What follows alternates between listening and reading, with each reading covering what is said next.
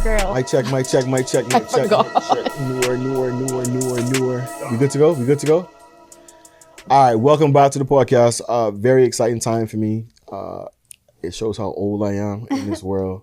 I have two guests here from the Rotaract Club of Grand Cayman. I may or may not know a thing about.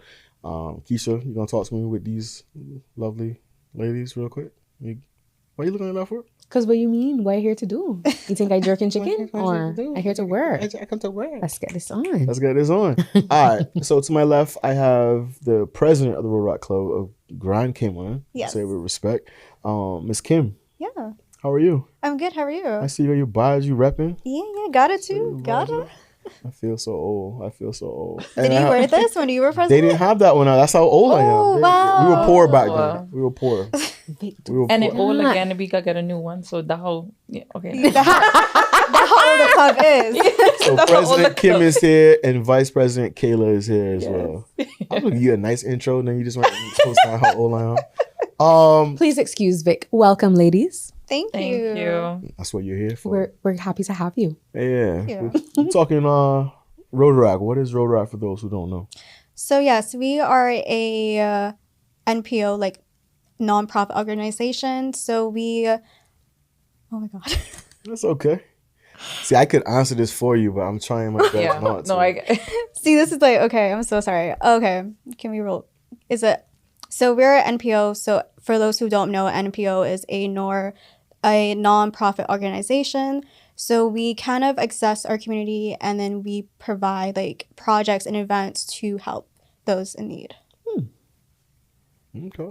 That's it? Yeah. That'd be No, more than that. I mean, y'all work harder than that. For Rotaract, some people might not know the name Rotaract. It's a part of Rotary. More people know the name Rotary. So for Rotaract, we're specific to 18 to 35-year-olds, like young professionals. So we're very like a family, really. Yeah, of young people. I like how you put that, young people. Yeah, I don't know if they like that, but I mean, that's what it is. Young people. Yeah, could still involves younger me. people. Younger. Let's you're say not that. younger. I am. Let's say that Younger people.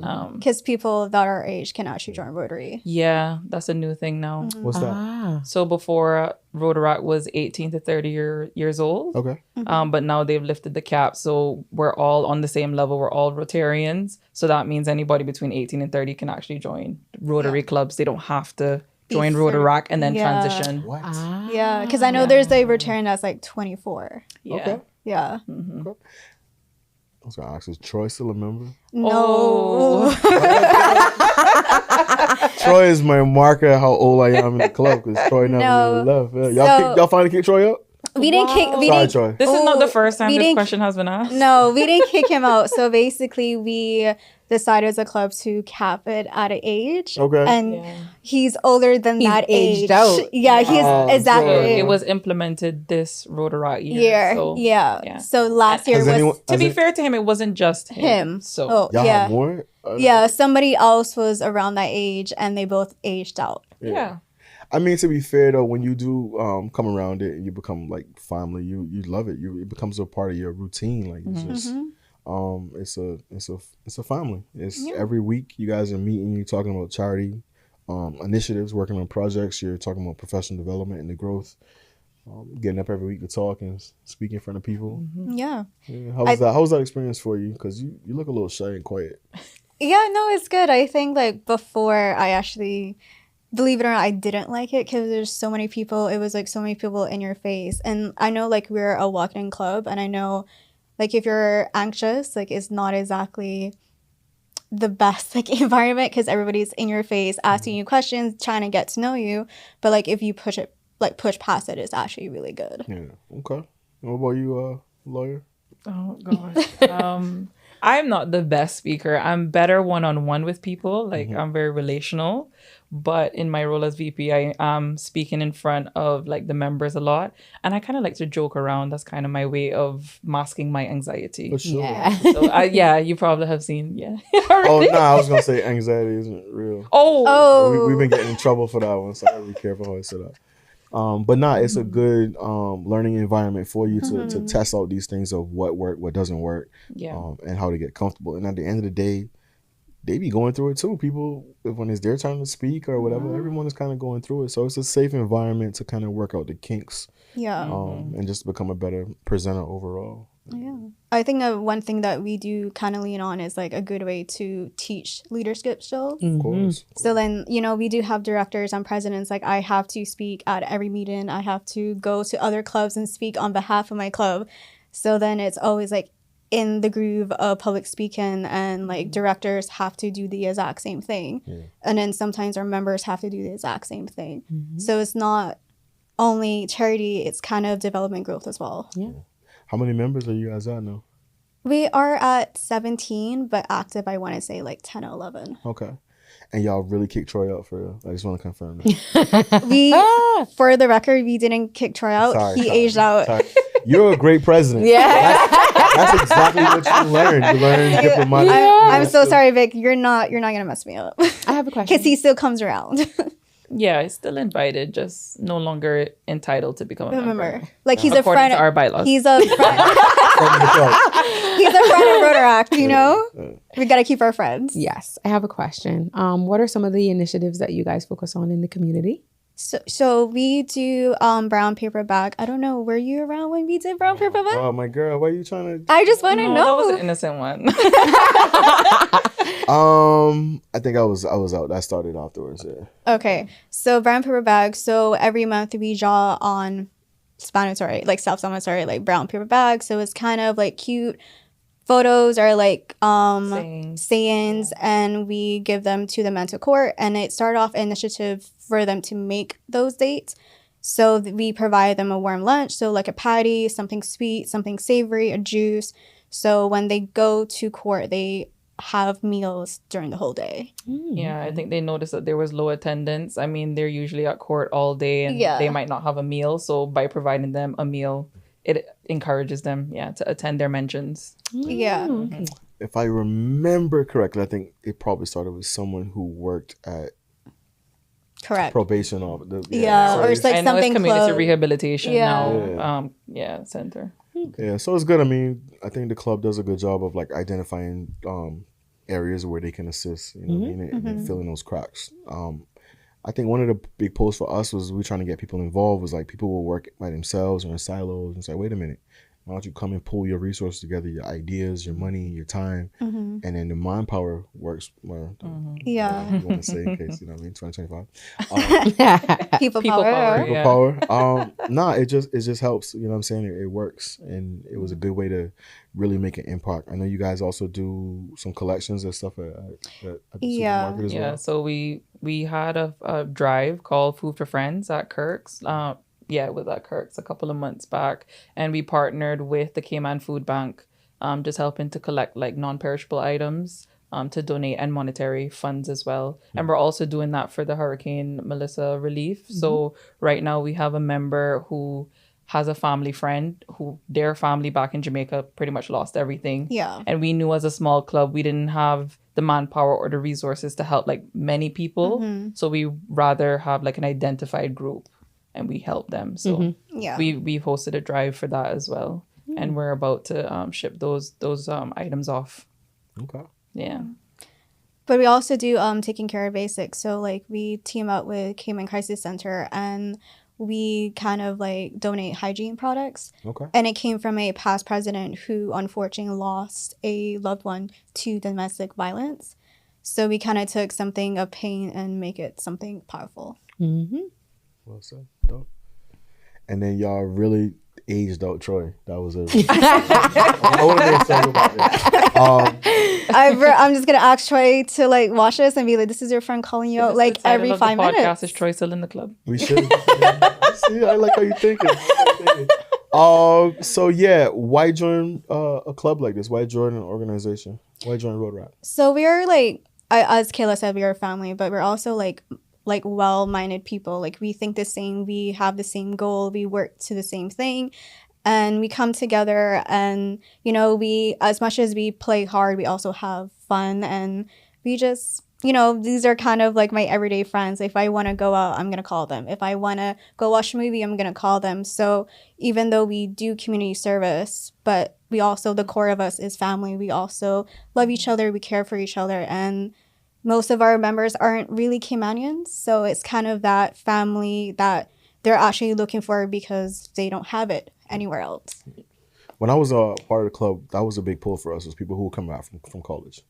Yeah. You want to kind of get your feet back into the environment, meet people, see things, get involved. Definitely the first 2 or 3 months coming from college, we got a lot of people. Yeah. That was definitely a pull for me because I have my older sister and my cousin who were a part of the club.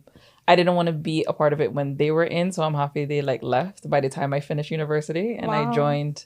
Yeah. Damn, Kayla, that's hate, Kayla. No, but She don't want to be under their shadow. She just want to, do her thing. Right. yeah. Or maybe I just didn't want it to see the real me. I'm joking. Y'all still participate in, y'all still do craft? Yeah. Yeah, we were talking about that earlier. Yeah. So if anybody who don't know craft, so we do a craft cruise, and it means can't remember a fun thing. The F is interchangeable. Yeah, very interchangeable. It's very interchangeable. Yeah, and and we have then a special craft drink. yeah, and it's clear and it's sweet, and when you drink, It's the theme. You can't remember. Yeah. One thing. it's sweet, and next thing you know, you don't really remember anything. You just remember that you had a good time. What? You trying to go? No. You in the age bracket? You said To do what? I am charity. Yeah, we have Come and other give to socials me. as well. So Yeah. this weekend we had a girls' give-in, our Rota girls. That's what we call ourselves. Yeah. And then for the guys, Yeah, so November is International Men's Day. So we celebrate the girls Saturday night, and then we celebrate the men Why y'all Sunday. celebrating the girls in our month? There you go. Well, because I'm just because we want to have a girls' given, and hating. you Where do you guys meet? What time you meet? That kind of stuff. Yeah, so we meet the first and second Thursday of every month, 7 a.m. to 8 a.m. at Simboko. And then the third Thursday from 6 to 7 p.m., we call a thing called Change of Pace. So we have it at different bars. I know for the first quarter of this year, we had it Guy Harvey. So every quarter kind of changes. Okay. Cool. Yeah. So you guys meet twice then? Three times a month. Yeah, the first 2 in the morning, the third one in In the afternoon, sorry. Yeah. Y'all I was too. It was working us. We meet every week. It was 52 weeks a year almost. I mean, we 52? started. We Almost. did do every week, and I think we implemented it this year. That Yeah. we went down to 3. Yeah, so I think a couple years ago, we're if the month had 5 weeks, we canceled the 5th meeting and made it a social. And then that kind of just went down to 4 meetings to 3 meetings. Yeah, No, I get it. I mean, you have to change and adapt with the times. Yeah. and So costs. And cost too. Cost is a big thing. Because every meeting you obviously will pay for a meal, breakfast, Yeah. lunch, or whatever. And that's a benefit, guys, if you become a member. Yeah. What's Yeah, meals are provided. Yeah, for our morning meetings. that? Oh yeah. Yeah. Yeah, it's Things in are our really juice. changed. I'm about to. Really? It wasn't Really? like that. I'm gonna have to dust off my ID, man. I see why Troy was around for a while. Yeah, we had to pay one. But I mean, yeah. you still have to pay. Just when you pay, you You like still- You Like pay your your- dues, yeah. you get things provided through payment as well. That's good. Benefits. That's it. All right. So this week, December 7th is the date. Is the Yes. actual date? No, that- No. What was the actual date? It's December 15th, but 15th. Oh, But we for couldn't- the actual chart, yes. but we couldn't find a venue to accommodate, so we kind of are having it on the 7th. Yeah. So Yeah. December 7th, you guys are celebrating 19 years. Yeah. That's great. 19 years. Cue the applause. 19 years. 19 years. Oh man. Yeah. First off, hats off to you guys, the entire team, the entire board. That club was started in Cafe del Sol with 3 or 4 people. You know what I'm saying? So to see it, 19 years, still rolling with the punches, doing positive things in the community.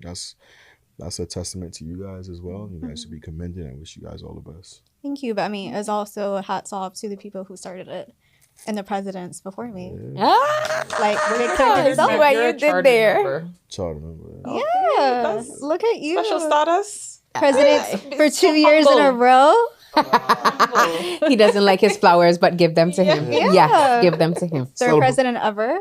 Celebrating 19 years. Yeah. So Thank the you, lady. 15th of December, 19 years, Yeah. celebrating on the 7th. Yeah. This weekend, Thatch and Barrow, if you want to Trying come. to Yeah. get it off of me. You know? Are you gonna come, Vic?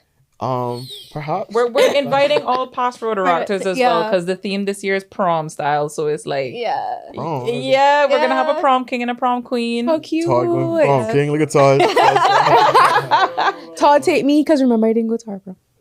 Oh. You should come. Yeah, we encouraging dates. Yeah, promposals, all the work. Oh, A lot I'm of gonna the need that. past I'm gonna need a Rotaracts are coming proposal out too. You know, Pierre's making a speech. Adrian's gonna be there. Yeah, Pierre's going to be there. Guys, Joni. bully Vic to be there. Joni's gonna be there. They didn't give me no too. role. If I had a role, I'd have to be there. Vic needs to be the speaker of whatever happening. Whoa. Since you want to rule. Anyway, let's get We you still guys got out of times here. to You guys have to change go our gender. prepare and plan for your 19th year. Yeah, we got a Rota admin after this. Yeah. I missed the board meeting, so they We have a board meeting tomorrow. see.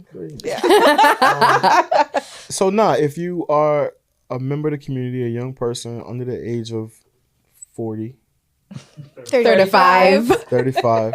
Because why you look at me? Oh no, it wasn't because of that.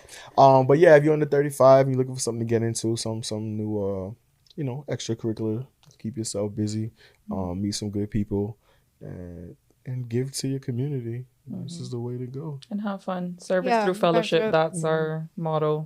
Service through fellowship. Tell the people where we can find you guys, how we could contact you. Yeah, so you guys can contact us vp.rotaractky@gmail.com, but we're also on socials, Facebook, Instagram, LinkedIn. Y'all everywhere. Wow. We're trying to be everywhere, you know? Yeah. And if all else fails, just contact us at the show. We'll put you on and check with somebody. Oh, thank you. Yeah. And bring me a buys next time. I want to get like a past president's prize.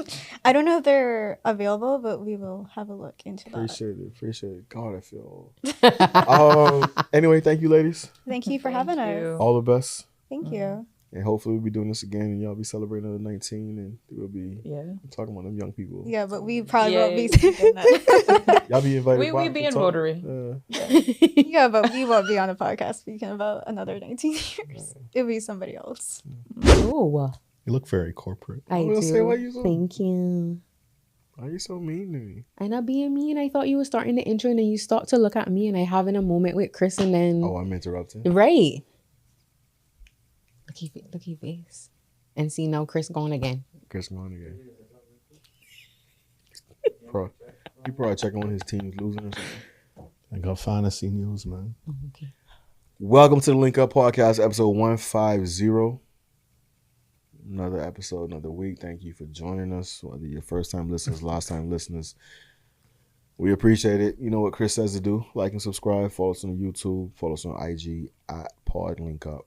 To my left, to my right, the usual suspects in the building. And her white, corporate girly. Corporate girly. What's going on? My stepdaughter. How you doing? What's up, Nikisha? I am well.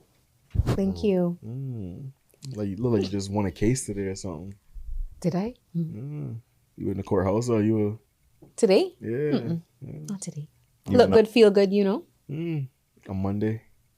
You know the vibes. Mm-hmm. All right. What's up, my guy over here? Losing teams. What's up? No, not you, Henri. You good. Sorry. You, what's up, Dolphin guy? Last time I checked, my Dolphins won. Last time I checked my Dolphins. Yeah, What team he support again? 1972. What team he support again? In football? A bunch of robbers. A bunch of robbers. Arr. Oh, the Pirates. Jesus Christ. No, the Buccaneers. It's okay. You corporate. Close enough. You got it. I tried. The man himself, the myth, the legend, the one and only from East End. Henry. I'm talking about We are talking about you from East oh, End. I I live in well, South Sound. well played. Yeah, well played. Henri, fix you. Chris is so rich. Neighbor. Forget Chris then. All right. Henri, welcome to the pod. How you doing, boss? Doing good. Take your toes up, bro. You comfortable? You in the slippers? You living your best life. I see you doing running too. You all. Yeah, I'm training for the marathon on Sunday. Why would you do that to yourself? Ooh. I just wanted to do something challenging. I was gonna do only the half, but then I was like, "Oh, this is getting too easy." So Excuse me? I'm gonna regret that decision like halfway through the half. But What's your pace at now? I'm like 5.5 miles an hour. I guess minutes per mile. Oh, I think it's like a mile every like 10, 11 minutes. Oh, that's pretty good You pace. be all right, bro. Yeah. That's a quick pace. It's not that quick. I mean, I saw one guy on Strava. He did like 8 miles in like 40 minutes. I was like, What? yeah. It's probably the cocaine. Yeah. This is my old biology teacher from high school. so you think you Yeah, might do the so- full marathon, both laps? Yeah, I'm gonna try. I mean, I got my ticket today, so well, I guess now I'm doing it. The TV magic, bro. It's a big deal every year. Call me on 4K. Yeah, Couple thousand people, or it feels like 1,000 people. it's my first marathon, so I'm excited, but I also want to get over with. Is it not like a good. swim, bike, and run? No, No, Triathlon. just a run. Oh, You know nothing of No. sports, do you? I love it's it. not my strong suit. At least she's like. I'm a girl. I'm just a girl. there are girls running the marathon too. Listen, Ari. There are no words. There are no words. What? Mm-mm. I ain't not gonna run, but I run this mouth. So shout out to everybody doing the marathon for real. That's a big commitment, big challenge. Wish you guys all the best. I'll be at a water stop, perhaps, encouraging and welcome, wishing you all the best. So Thank you. you go rep for us, Henri. All right, wear a link up shirt when you go to. Oh, I you will know why? get You us know the why I promo. thought it was the Iron Man. Yeah, you. Because a lot of that on my You, feet. you just wait for like the girls topic. Yeah, you just chill. You look good though. Thank you. Yeah, you look good. I'll be at the top of my complex. Okay, where do you live? Oh wait, East End. I forgot. No, I'm not in. I'm not. I never lived in East End. My parents are from East End though. Okay, where do you live though? He has a munch in his socks on. He's your neighbor. Okay, he has a munch in his socks on. What's going on, y'all? It's been a week. Chris is getting. I mean, Chris. I'm used to saying Chris. Phil is getting cooked. I would like to step in. and rightfully so. I would like to step in That is not to real. clarify it. I think what he would, well, yeah, because he's not here to speak for himself. But what I got from it was he was talking about like the concept of anxiety itself. He's not saying that people don't have anxiety. He's just saying like anxiety is not a primary emotion. Like, you know, how we experience sadness and grief and what, like, right.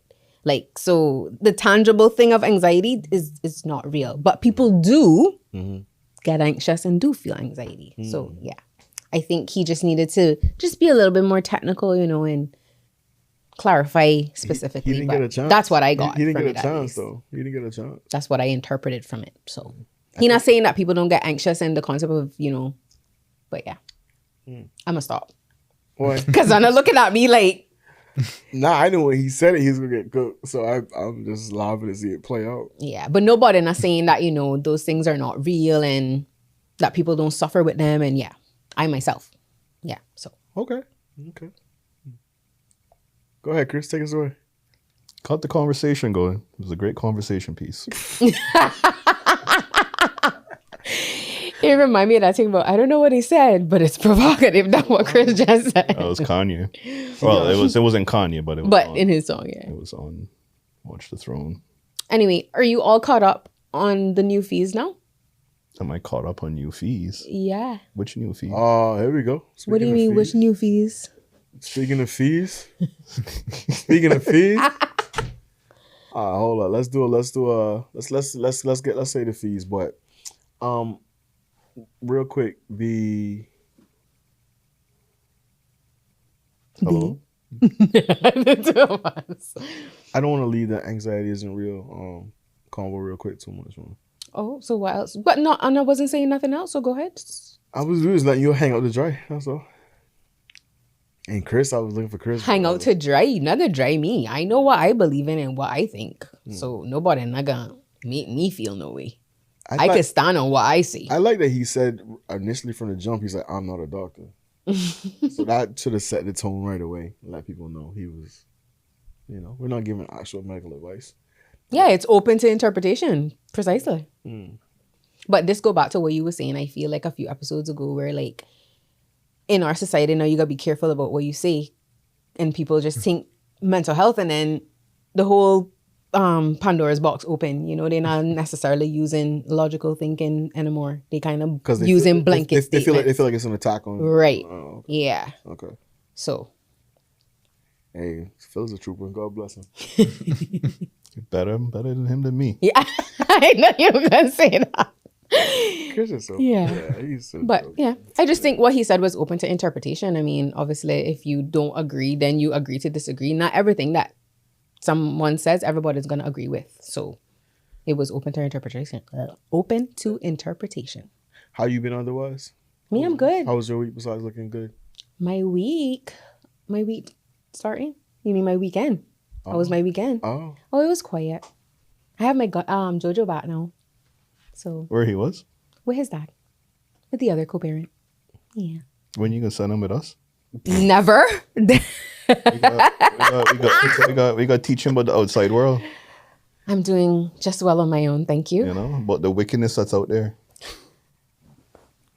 What that's supposed to mean? you know they got some new talent at the spot, right? You gotta take Georgia. Definitely not making him go anywhere with you We can guys. sneak him in, we can get No. him right. It's Christmas time too. It's the season of giving. How old is 13? 14. 14? Ready, bro? You know, Ready for outside. You know we were doing at 14? I don't want to. I know why I would doing at 14. Oh, okay. Hey, Henri looks different on camera. You see Henri? Henri turned. Henri switched up to Georgetown Central representative. We went from South Sound, Cayman Cookout to Georgetown Central. What you doing here, man? How you doing, boss? I'm all right. It's Sound been a stressed, minute. man. You sound stressed, man. Nah. Man, don't stress me, bro. You working? I see you got your pin on. I see you. I always grab my pen. I always repping, bro. Always repping. Yeah, that never leaves. Yeah. You know what I miss? I miss being able to come and just watch Parliament. Me and Chris used to do that sometimes. We used to go link up and go watch Parliament. So you can't? It's a little different though. I don't know. I can't really do it. But Oh, yeah, bro. yeah. You can watch it on YouTube, though. It's not the same. That's true. It's not the same. It's not the same. You don't get the off-camera stuff, huh? You don't get the off camera. Yeah, off mic. The southeast corner be yapping and talking to people up in the gap. Nah, I mean I want that. Like I like live. Southeast corner, a little bit lonely. Yeah, I want it different. No, it's a little different. You gotta get a seat for him and just. Yeah. I mean, like the fact that he coined it, right? It should kind of just be like set off, and then like no one else can have that A seat. thing no? by itself. Yeah. Because you'll never really have enough numbers over there. Anyway, that seat gonna be. I mean, I would never say never, but I would just say never say never. but that was kind of like an iconic thing to say. Yeah. I'm gonna be in my Southeast corner alone. And then boys saw what happened and they were like, never again. We gonna get in. All right, sorry. Anyway, we switched Henri out. Henri, he had a change over. He looks good. He's now Kenneth Bryan.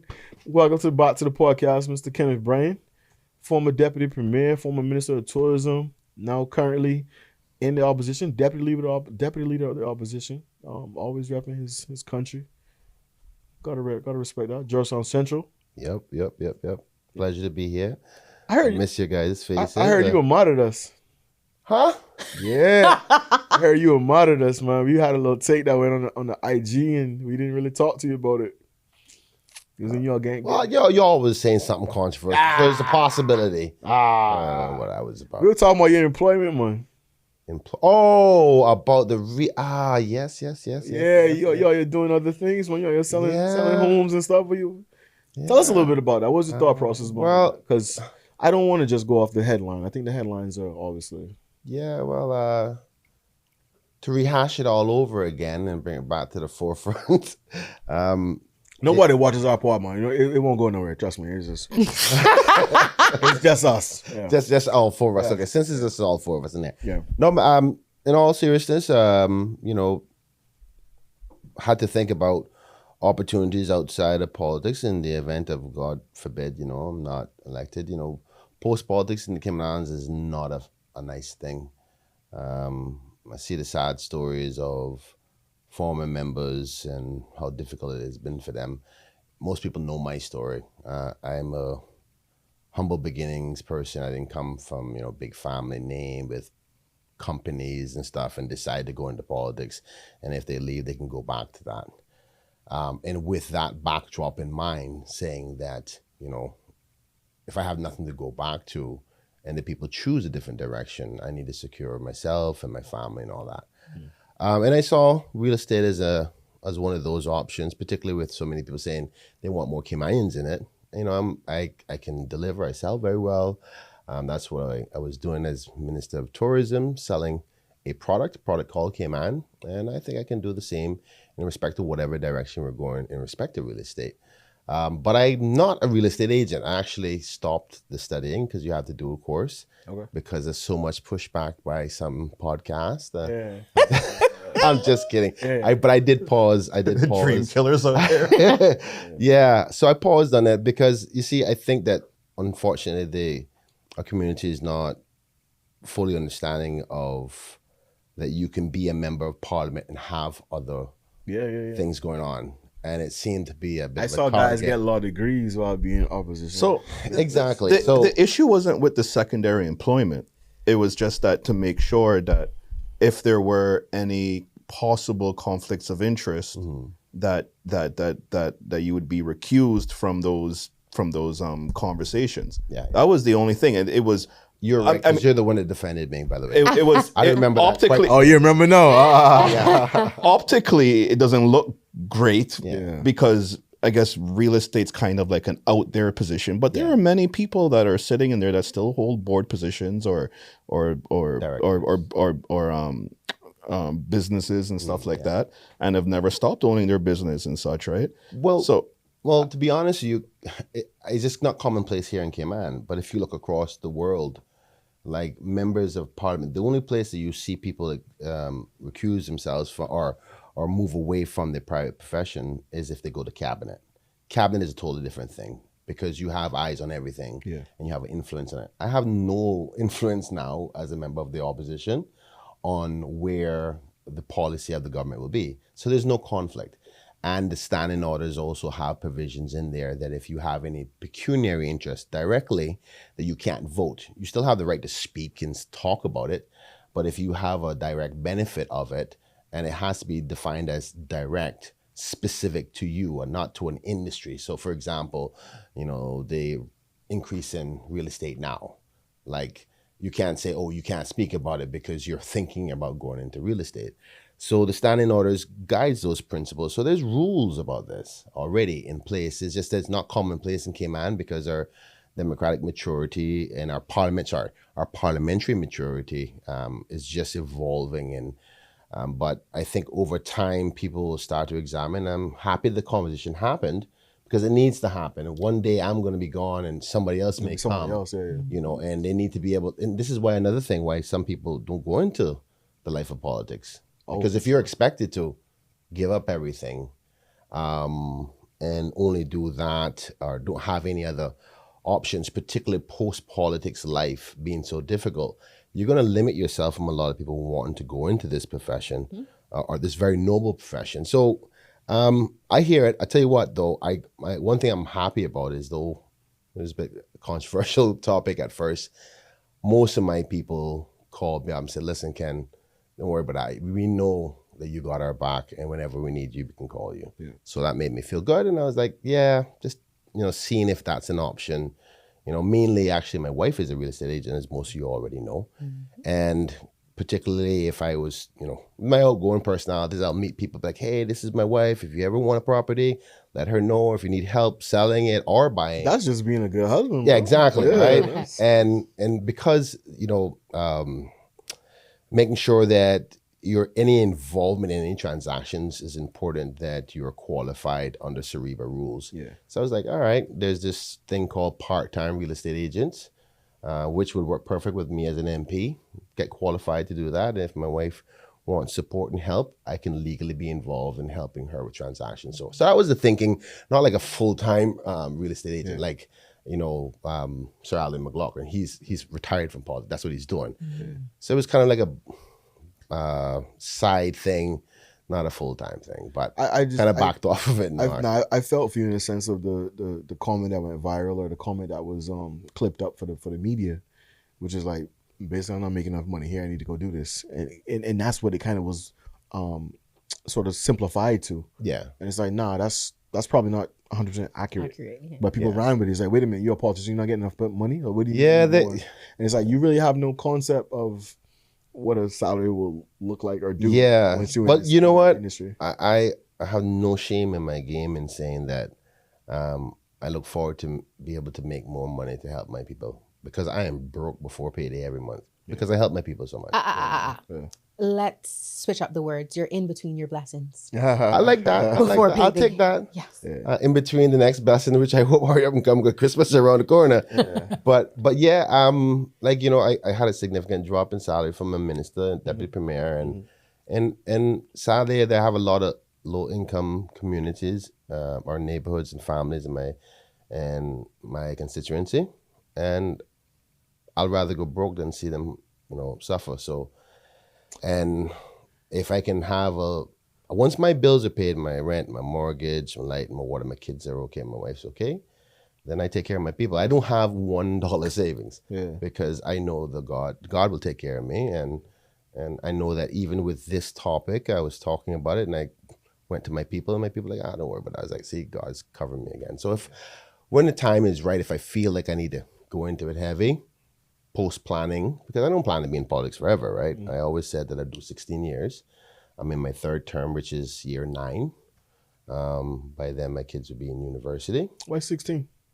I just thought that should be enough before you start to get too comfortable and think that you know everything. And then, I just saw that the timeline where people start to lose themselves is around year 16. Okay. And besides, there has to be another young Caymanian coming up in Georgetown Central that I would love to shadow me. Chris, boy, we trying to get Chris ready. I don't know nothing about Central. By the time you come, you're gonna know. Walk the beat. I think he would take a different consideration. I had a plan for him actually, but I ain't gonna talk about that right now. Yeah, Chris full of it, man. Chris don't want to run. You trying to get Chris to run for last. I think he should. Though. He's a really super intelligent Chris. I had family from Central, from School Road. See, you right, that aim right there. My We old can aunt, walk you around now. my old Aunt Beulah's house, but the land sold. Now it's a parking lot, unfortunately. That is a tough one with Central. Yeah. Man. You see, but the truth, that's the other thing is that Central is changing by the year. I am my numbers are slowly reducing because people are moving out as well as people passing on. But, you don't know what the boundaries are going to look like because they're doing a remodeling of the boundaries before the next election. So Central may not look like what Central is now. Yeah. So, but at the end of the day, if you do your job right, it doesn't matter where you are. So before the past election, you had a project going on in the back of Scranton, the park. Yeah. I don't know what the actual deal is with the budget now, but is that project still ongoing? Yeah, it is ongoing and coming along very well. I'm so happy. It's the one thing that gives me joy. I know the construction workers down there like, oh my God, Kenneth, again. I go there like at least 5 times out of every 7 days. Did you have any fear that the funds may be reallocated from that project? No, I made sure I covered that track before the election happened. Because you worry about those types of things, right? And I was concerned that God He did took something the happen. glasses off, guys. He about to get I was real. I was like, all right, I know these haters. I know a lot of them was already using it as a campaign football. So I made sure all the contracts were signed and done because, I believed in it. And I think that when people actually see it now, they'll believe it. Like now that it's becoming something you can see and touch, a lot of people are calling and saying, boy, Ken, it's looking good. And the government is embracing it. The minister, I want to give kudos to Minister Jay thank you so much for, not making my vision die. And he said, Ken, he practically is making me lead the direction, completion of it through his ministry because it moved from Ministry of Tourism over to Ministry of Planning and PAI. And Jay has been really awesome, doesn't make politics get in the way because he was there too. He knew the vision from the start. A lot of the back end social programs that we're going to start because it's expected to open in January. Oh, wow. So, What January is it? yeah. That's the ribbon cutting.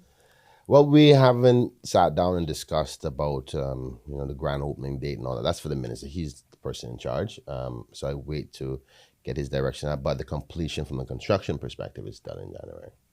So they could wait another week or 2 a month, whatever. And that's a little invite to the grand opening. For sure. I want to see how that's gonna look too once it's finished because I think about the Georgetown revitalization thing and people kill that.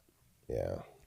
But it looked good when they're celebrating doing these events, and you just had the car show the other day, and Henri might come. It looks pretty. My only problem is the on ramp and off ramp. That's the only problem I really have with it. But I love it. It looks, and they got the little light up benches now out there. But we need those meeting spaces and those things for events and stuff. Yeah. So it'd be interesting to see once the park is completed how that plays. And yeah, for sure. Keisha, you all right? I want to check on you. Yeah, Make sure you're all I'm right. listening. Keisha has a hard out. She has a date today. You know what I mean? I'm mothering. That's my date. That's what I mean. Yeah, date. The best But I date told you in the world. we can take me and Chris can babysit and we good. No thanks. Chris got a ones No singles, right? thanks. He can't hang out with y'all till he's 18. All right. Not far from no. No. Next election cycle here. No, literally. Literally. I know you're still very busy. You probably left a constituent and when you leave here, now you're gonna probably go to another one. Can we talk budget? Can we talk parliament in the last We couple can of talk weeks? anything. I'm here for the people. All right, so Chris is our political correspondent. And Okay. he's been slacking. He came up in here and was like, "Yo, you ready?" Oh, I don't know. He been watching some Blue Jays. Well, I don't know, some game. Anyway, but Chris is here. Kenny is here. You had a front row seat to the budget discussions. What's going on? How are we looking? We talk about some fees have been increased, some revenue measures. Yeah, I wish I could be more happy about the recent budget. A bit concerned, I must say, that the revenue measures are pretty extensive. The government has suggested they won't have inflationary effect. I don't agree. How can you say that? Well, that's what they said. I disagree. They haven't produced any economic impact assessment reports to suggest how it would not be. The fee structure, which is about 23 to 25 different fee changes across different industries, financial services, tourism, work Real permits, real estate, driver's license, stuff like that. So different ones will have different impact, some direct, some indirect. Which ones are the most problematic for you? I'd probably say the work permit fees. And naturally that doesn't sound good because most people we're having a problem with our population. We're having a problem with Cayman Islands getting work. So naturally, these foreigners who are here charge them. But it's not really charging them. We're actually charging the Cayman business owner who hires them. So Exactly. if you have a shop, it's you going to pay for it. It's not the work permit holder. And then I think about a lot of preschools, caregivers, nannies. And a lot of people have forgotten that the minimum wage actually is going up It's coming to in 1 effect. month. Yeah. So that on top of paying the fees for it, and God forbid, if you're in a good position where you can have a car to give your nanny to pick your child up from school, drop them off and stuff like that while you're at work, and you're in a good enough position to be that's another cost. And this will trickle back to the consumers, you and I, and small businesses. Their labor costs are going to go up by the minimum wage. Most of them do use expatriate workers. That's more salary expenses for them. And then the cost for the work permits. There's some cases the work permit's going to go up by 400%. Just the application fee, the administrative That's fee, went up as well too. went up to $500. And this is going to be passed on to you and I, whatever kind of shop or store it is or services that they offer, because we have no price control legislation here. So I don't know which business out there is going to say, okay, I'll just take up all those expenses and don't have pass less that profits. down to They're just going to pass it on. So it's going to trickle back to the people. And I'm a little bit disappointed that there's not more of an analysis of these, I think it's $180-something million worth of revenue measures. Because in other mature democracies, they have revenue committees that overview this, do economic impact assessments before they implement them. Some bipartisan, some independent outside of government altogether, to make sure that there's not inflationary impacts. I asked the minister on the floor of the House about the inflation rate projections for 2026, 2027, which is already projected to be 2.3%. And these fees were not calculated in that equation. So that means the inflation rate is going to go up even higher than that. And I've confirmed that with ESO. So the budget, if you would read the budget or the strategic policy statement, they'll have the inflation projection rates for the next 2 years. And these fees were not calculated into it. And based on the research I've done and information I've gotten, is that they weren't aware of the fees. Nobody was. Were there any fees that you felt were like justified in your opinion? Well, I think that all of them are justified. I don't think that none of them are unjustified. What the biggest problem is that it's too much at one time. And I think that you have 4 years, and I know the government has priorities that they want to deliver. I think maybe a more gradual increase would have made more sense, because obviously they want to raise this money for a purpose, infrastructure, operational costs, and so forth. But without proper analysis of what the revenue is going to do, you might defeat the purpose of what you're trying to do in the first place. And what if your revenues are excessive than what you hoped and planned to get? So say if you expected to get 180 million, what if you get 200 million? You shouldn't be making $20 million profits on the people's expenses. I can understand if they said, okay, if anything over this, we'll do a rebate back to the people through gas or what have you. That's the thing I want to hear. I want to hear an economist say, we've analyzed this. It's not going to have inflationary stuff. I'm not an economist, and I can see it myself. And I've questioned them about that, and they can't produce one report. I've talked to private sector, talked to a lot of the associations. I won't call each one name, but there's a number of them. I'm happy to say one at least, Chamber, and a number of the other associations out there, and they're unhappy because it became a shock and a surprise for them too, and they don't think there was enough proper consultation. But how would you say we go about trying to raise new revenue? Well, the first thing you need to do before thinking about adding more revenue, because the revenue is a tax, no matter how you check it. 100%. It's a tax, whether direct or indirect. That's you raise it through business, through people. Is see if your operations are efficient enough. Where can you save money? Where can you operate better to say, okay, we've cut the fat as much as we possibly can, but we still need more. And I don't think that the terminology cutting the fat has been done. I haven't seen or heard from the government say that we've done our assessment. This is as thin as we can get it, and we still need more because of whatever. But how can I get having a thought process to cut back expenses, but we're in a situation where we're constantly chasing the population that we've now welcomed, right? So we constantly need new roads, new schools, new hospitals. I think we're in a dire situation.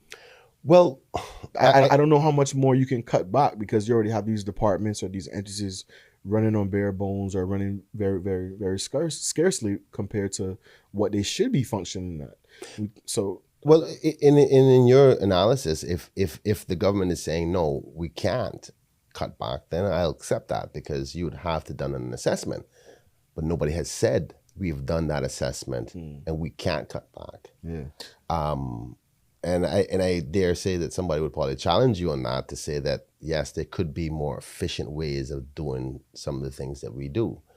I think most people would say that, but I don't like to think about cutbacks, because the first thing people think about is cutbacks within civil service. 100%. And it's never necessarily only about cutbacks in employment, because the one thing I'll never stand for is Caymanians being cut from the civil service. But there's a lot of non-Caymanians, and there's a lot of deliverables that are inefficient as well. So you can not cut anybody, but deliver the service better and more efficient and get more revenue from it. So when I say cut the fat, I mean just be more efficient in your delivery and then consider revenue. So the other part is that we always hear the word diversify our portfolios in our economy. But we haven't done that. What we continue to do is squeeze the same oranges over and over and over again.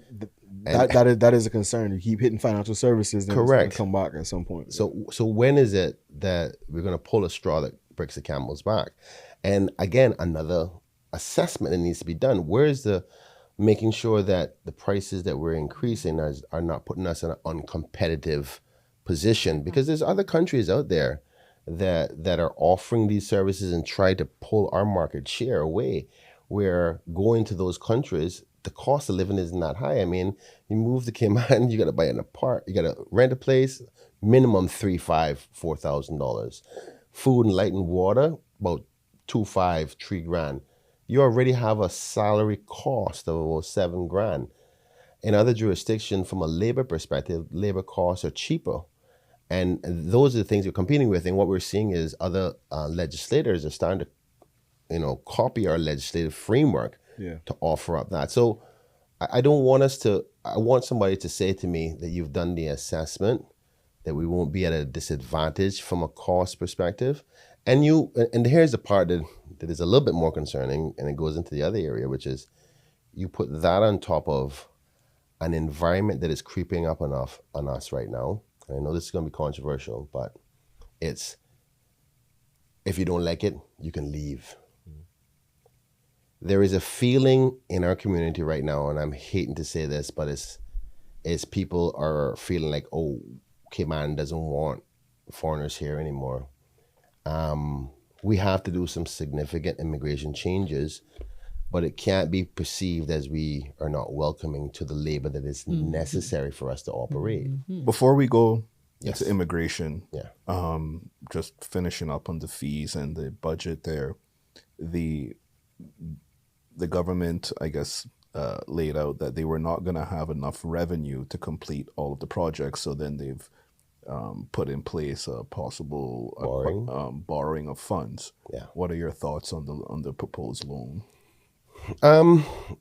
I mean, government's ability to borrow is there in order to do the things that are necessary for the country. And I was just going to say just now that there's a difference between the operational and the capital.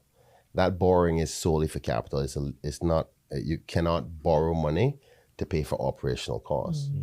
So the cost, these new revenue measures are actually just to cover the operations of our public service, our civil service, and the SAGCs and all of those together. And naturally that has happened because pension, health, and all those things are increasing, and the cost of living is increasing as well. The civil servants are owed, in my humble opinion, another 8%. We gave them 5% because that's what we thought was affordable at that time. But they've been back, before we gave that, about 13% inflation increases that they were supposed to get in cost of living adjustments that they didn't get. And, we got licks for giving them that 5%. But if they didn't get it, with inflation now going up again, another 2.3%, but that's civil service. What about private sector? Private sector, they need help too, So I must say the public gives civil service a bad rap whenever they get a salary increase, boy. Yeah. I've never seen people be against it. Yeah. It's like, suppose the civil service campaigned against your organization giving you a salary increase. I think because our civil service have like a bad rep in that people feel that they are not as efficient as they can be. So it's like, what you Keisha raising say their you need to pay work, Vic. if they're not doing Keisha what say they need step to up do. your game, you bum. But there is that stigma about the civil service, so that's why they would kick up a storm. I'm not saying all the departments are like that, but there is I that just think stigma whenever about people the hear civil anything service. about government spending money, they immediately get into attack They mode. just run to it. Yeah, they don't have no real perception of what it possibly could be. Like, it's just because you had one bad experience at this department, or like, They don't deserve that. fam, I'm That's why when they got them bonuses, you never see people more vexed in their life. No, but I had a friend had to talk to me about like the government is different parts. It's not everything, and I was like, oh. No, don't get it twisted. Some of the people probably don't deserve no increase. Let's be keeping it a buck. You said it, not me. It should but I'll say this though, they're getting real performance based. Like, there's performance agreements, and you got to meet these certain targets. Yeah. So I guess if you're a taxpayer and it's your funds, you thinking, maybe they shouldn't go across the board. But Victor, I think it's important to differentiate the difference between a bonus and your salary, 100%, which is cost of living adjustments, is what a COLA is. So regardless if you're doing good or not, if you at least maintaining your job, you're getting more money on top of your salary because the cost of living across the Cayman Islands has increased. That's what it is. So it's not a bonus. See? So the civil service. No, I'm thinking about something else with the bonus because it's December and it's been quiet. Well, So some people have been looking around the building like, hey, I ain't hear nobody saying nothing. Well, I tried my best to get. I asked, talking about the budget. I asked the government if they're going to give a cost of living adjustment. Unfortunately, it has not been budgeted for. So I tried my endeavor best on that, but it seems that the minister is looking into potential honorariums, and I hope you guys get it because, and I say you guys as in those who are listing in civil servants because they deserve it. I'm gonna tell you something. You don't know what it's like to not have a service functioning until you don't have it. Go to other jurisdictions where something you take a half a day to do, but you go to another jurisdiction, it takes you a week. So it's not. How does the story go? You don't know what you have until you lose it. Yeah. And sometimes we unappreciate. Until they call up and don't get no answer, and we were out somewhere one night. It was out late, and we got into you had to go do the food spot. It's like 2 a.m. Dude saw me and he lit into me, and we talked for 45 minutes about working, how to get him sorted, get him settled. Like you have those type of people who are just constantly on, love what they do as a civil servant. What the DG friends and them be talking about promoting, like that's a real culture and way of life for a lot of civil servants. So it's not just all about the Pepsi and Compass or whatever. The only thing I want is more Caymanians in it. I can feel you on that. And I hope that we can probably you want more Caymanians in the sector. Civil service. But it's some areas are kind of tough, right? Because I mean, obviously, we would love to see more Caymanian doctors and specialists get hired and such. But there's very particular specialized industries that we just never have had the amount of people to fill them. Yeah. But hopefully, the goal should be that we eventually get there. But there are definitely some critical jobs in civil service that are, that are very specialized that we cannot, afford to lose. I mean, if we're talking about like administrative jobs that someone can be trained for over a couple of months, then Well, the truth is, I don't think we'll have a complete civil service with full Caymanians because our service, the amount of jobs we have is more than the people we have as Caymanians. Yeah. Right, our economy is that big, and that's a privilege. But what I do recognize, and I think we've heard stories about this, and, kids go off, or young people go off, get their degree, and come back and apply to government, don't get through it. Like I had one horror story, and I think everybody knows it. Or not, I had the horror story, heard the horror story about a successful young lady, went off, got her degree to become a teacher, applied to become a teacher, they didn't even respond to her. Ended up going to private sector. Thank God that's resolved because it became such a national thing. And then they, begged her to come in and she became a teacher.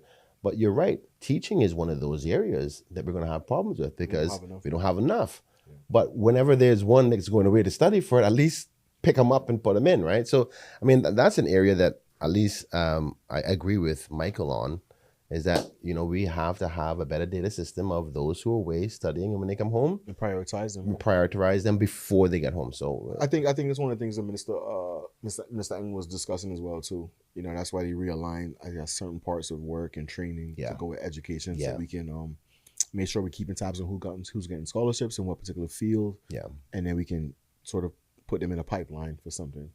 So that's something. I think we're going to see some good results. There's enough pressure and attention on that everybody seems to understand that this is something even the opposition supports, and the culture change because the civil service themselves has to understand, because from a Section 55 perspective of the deputy governor, they control the hiring.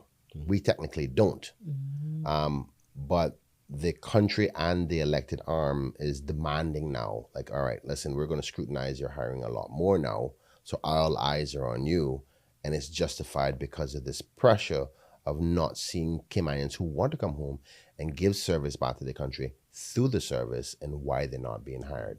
So, but I think it's going to take a little time, though, for the fruits of the labor to see. Of course. I'm going to also try to do the same with that approach with private sector, too. Because not everybody wants to work for government, right? Of course not. So, I don't know if you have any knowledge that you can share or at liberty to share, if you know anything. What's a Chris begging again? What do you know of the proposed or the maybe alleged PR amendments that are PR amendments? You mean as in the point system? Mm-hmm. Because you had a billboard up you're promoting. Yeah, immigration reform, which I support heavily still. So you and Mike, y'all cool? Y'all, Well, you like what he doing over there? Let us know because we can message him, let him know. I would like to say I like his intent. At least I think so. I got to read past the unnecessary comments. Like I listen to him all the time because I'm the shadow minister, and he says a lot of things that I think the people want to hear, but it just goes just a little bit too far. Like I don't think a leader's job is to inspire inclusion, inspire understanding of change, not to be insulting. Because this whole if you don't like it, Cayman Airways got flights every 5 days a week, like that. How does that help? Tell me. I mean, we're recognizing that we do need outside labor. There's not enough Caymanians to fill the labor market. All you're creating is an atmosphere of, oh, they don't want us here. You know what I mean? I think what we could potentially see ourselves facing is capital flight. You're adding more cost to it, of running and operating in the Cayman Islands. A lot of the fees are to financial services, and then you have a government whose business saying, if you don't like it, leave. I mean, you can lose your competitive edge. Countries across the world will lay out the red carpet for you. And welcome them, yeah. And say, come on down, spend your money over here. And I keep on saying, we've been squeezing this lemon, I said orange earlier, but this lemon so much, and we don't know if we're at the last drop. How do we know? And if I don't know the economic modeling that they've done. And I'm worried about that because you go in certain circles, you hear comments and certain associations that like, oh, why? Well, what's the point of being here if they didn't want us here? And now we're going to spend more money for it. And granted, many of those sectors and those industry areas need to do their moral obligation to the greater Cayman story. You can't just come here and make profits and live protected without understanding what's happening in Central, what's happening in Georgetown South, East End, North Side, West Bay, right? You need to know and play your part. But what leaders need to do is inspire togetherness. Mm-hmm. Our forefathers built this miracle called Cayman Islands, understanding that we could not do it our own, by ourselves. And they worked hand in hand together and created a very unique model of financial services with other jurisdictions, with other players to come build financial services. And that was just to wrap it up. It was on the idea of integration, not immigration. There's a difference between the two. Have those persons who have come here done their moral obligation to be contributing to this family enough? I don't think so. But what good leaders need to do is inspire them to understand, to do it willingly. Mm-hmm. And I don't think I'm hearing that. That's my problem. All right. I agree. I was going to make a point, but I'll make it after. But just back to do you know anything about the PR? Oh, sorry. Did I go off? You're fine. I do that a lot. You're good. I do that a lot. No, I have not. But that's a problem. So the problem here is that you have an immigration changes coming, you have amendments, then you have regulations, and then you have a point system. Now, all three of those things together makes up the formula of what the immigration changes are going to be. But the only thing we've seen thus far is the current changes that were proposed, the amendments, and everybody can read them. But I don't think they fundamentally do much changes. And a lot of people think there's a difference between what the minister and the government is saying and what actually the amendments actually are going to do. And right now, the good thing about the amendments is actually going to strengthen our fight against marriages of convenience. Yeah. Strengthening that. Also, I can't remember the other areas. Oh, the access to Cayman passports are going to be a little bit more restrictive. But the fundamental things that Cayman as a whole genuinely feels is protecting Caymanians, getting jobs, and stopping people from getting Cayman status quickly. It's not in this set of amendments. But they speak to it as if it's that. The truth is we need to see the point system, which you just asked about, but nobody have seen it.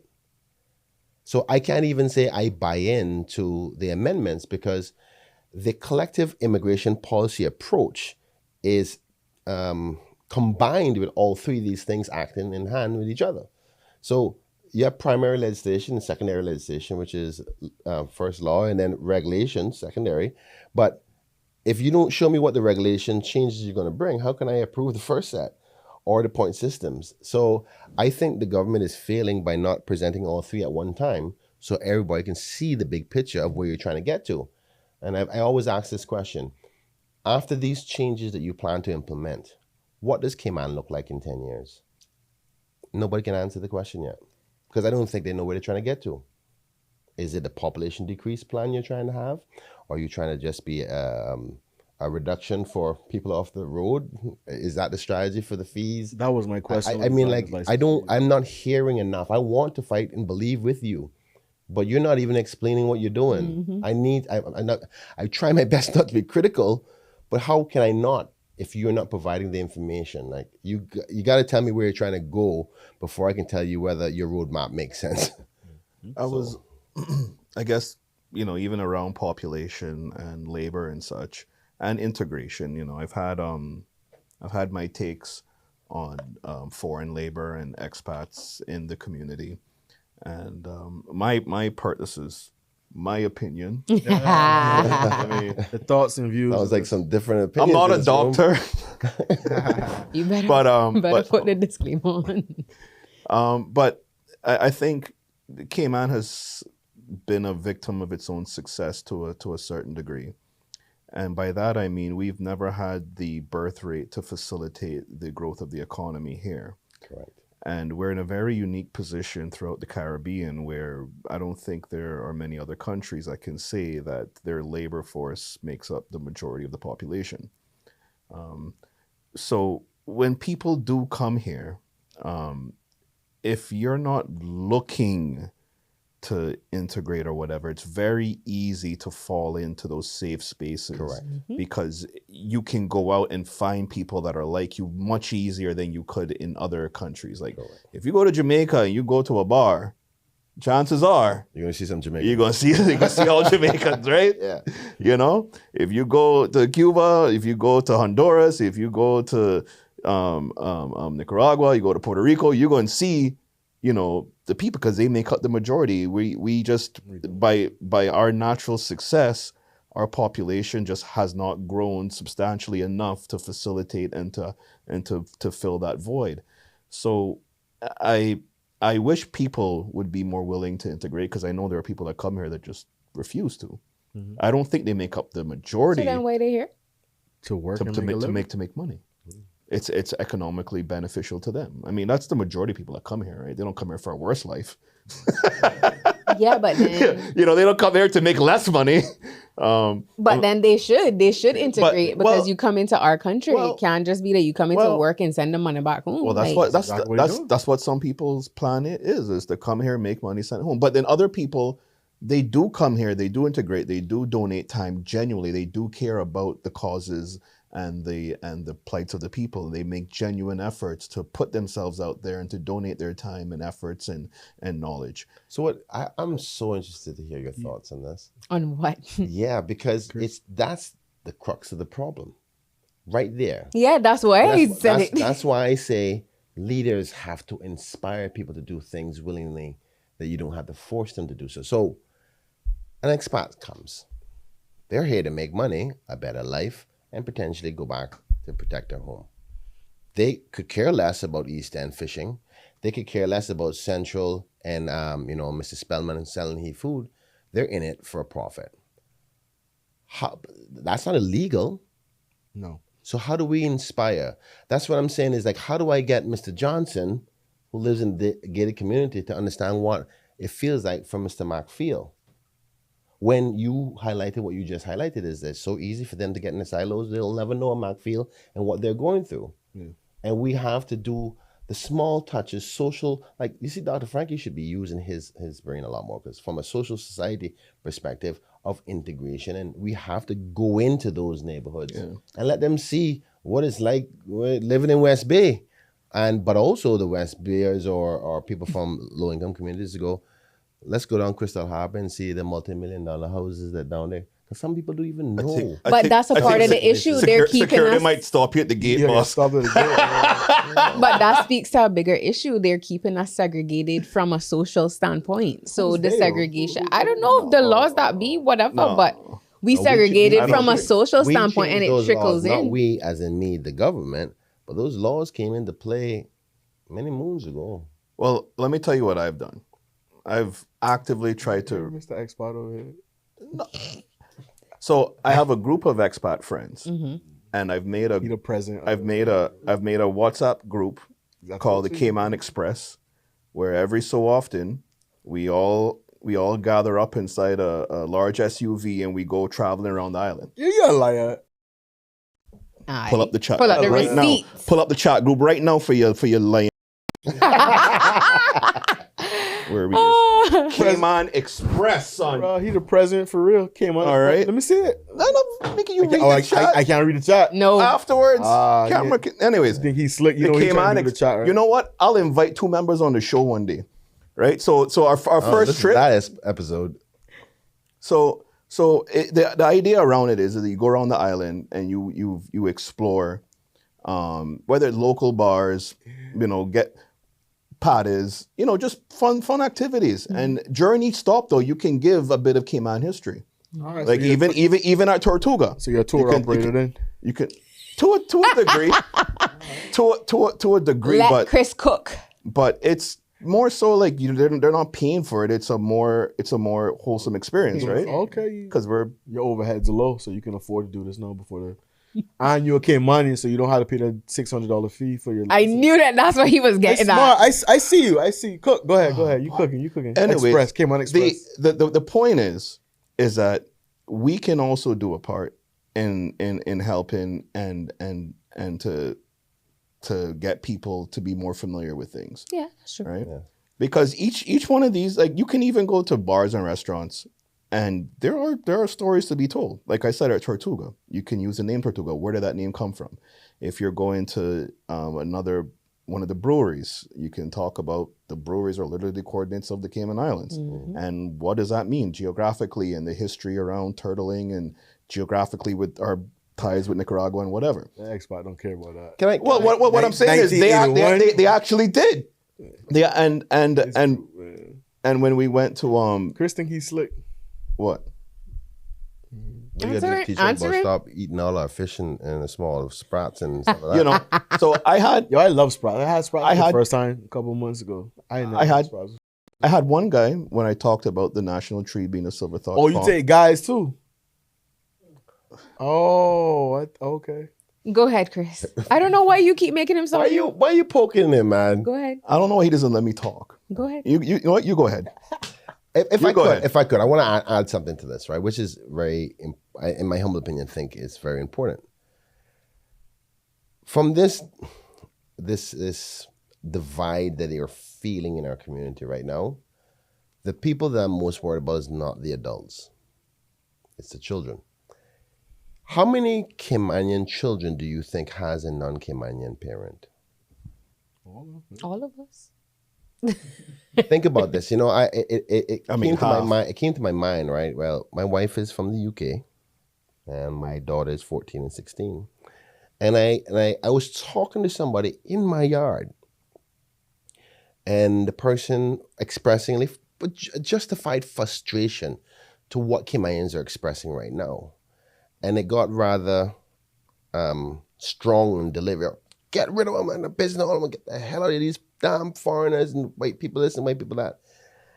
And I saw my daughter was waiting on me to get in the car, and her facial expression, I could read everything. Because this person is talking about a Caymanian, and the second most or first most, at least one of the top 2 most important people in their life, you're talking about their parent. So what about the next generation of Caymanians that are coming up? How do you think they see us behaving to their own parents? That's why I say a leader needs to inspire togetherness, because you can't do it by force. You can't do it by anger. Trump is trying to do that, and you can see what's happening. It's not going to end well. So my biggest fear is not that we need changes. I think most expats know we're trying to protect Caymanians. But like the old saying goes, it's not what you do, It's how you do it's it. how you do it. And And nothing that's wrong my with some biggest one. diversification. I think we need to spread out the gene pool a little bit because we marrying too many cousins now. I can't with you.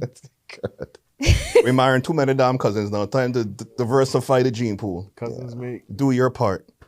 Yeah. cousins make dozens. Yeah? But I've never had that whole You never met somebody and expat then you get went. away from here because my father's an Oh, expat, so I no. never felt that way to have like just all a Caymanian coming. I tell you into about it. talk about cousins. So to your point, like if they're speaking against an expat, that makes me feel away as well too. Because even on both sides, maternal and paternal, they are expatriates. Well, So I've never really gotten into that conversation because when I look at it, like from my I think POV, all three of us are half breeds. see that? See, I don't even call myself a for yourself. I am I'm from an elite. Boilers.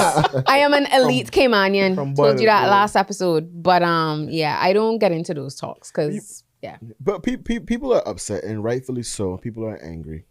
They need to find somewhere to channel it. I think they're going about it in the wrong way, and that's Yeah. what it is. So when you are bashing this particular group or upset at this particular policy, without fully understanding why that is and Yeah. how it works, we look away. But I get why people are frustrated. And one of the I think it was maybe the progressives. Sorry, PPM. Y'all were suggesting even to show how things are so rough in terms of cost of living increasing or being rough, even in the summer months, pick back a little rebate on the gas. Like that would have a trickle down effect on the CUC bills you got. Yeah. Like just people are upset. Like they need some sort of recourse. They need some sort of help. Well, if you think about that for a minute, right? Every single party, group, independent, alliances, whatever you want to call them, everybody said the campaign on reducing the cost of living. The number one thing that was said by the Honorable Premier was, the top priority is reducing the cost of living. And I don't understand how this set of fees is going to do it. I think it's the opposite. Yeah. But the truth be told is that we really need to figure out strategies of reducing the cost of living. And out of all things, I'm not in power, so the government is going to do, regardless of what I say or think, they're going to do what they feel is necessary. But my goal over this 4-year period is really do proper research and strategies and suggest to government on real cost of living reductions. Like because we really need to bring down the cost of living. So that's the hope and goal there, for me at least, because that's one thing I think I can be a benefit to the country. But I'm gonna ask you now because you were there for 4 years. Yeah. What did we do? Your part, your role. Yeah. Yeah. What did you do? How what's up with you? Well, we did a number of initiatives. You may recall we did the CUC rebate option, and also bearing in mind that the first year and a half of our administration was opening the country, when there was not a lot of revenue available, and I think a lot of people have forgotten that we were in a financial position to do that because of the good revenues that were left by the previous administration. So a lot of that was opening the economy, getting tourism back on board, and when things actually got to a place, say, okay, we're going to be okay, that only then that we did some of those rebates, I see that they recently copied what we implemented, which is the $1,000 duty allowance on Christmas time. We started that. We did the, energy efficient supplies and equipment to try to bring that. But I mean, not a lot of them was super, super effective, like the little marginal cost of living stuff. But I think the most But important it thing makes is you getting people feel back as to if work. something is being done. Yeah. That's important. But Cost of living reduction is not an easy task. no, of course not. But the best way to do that is keep a strong economy. And that's why I think diversifying our economy and start to think outside the box and bring something new.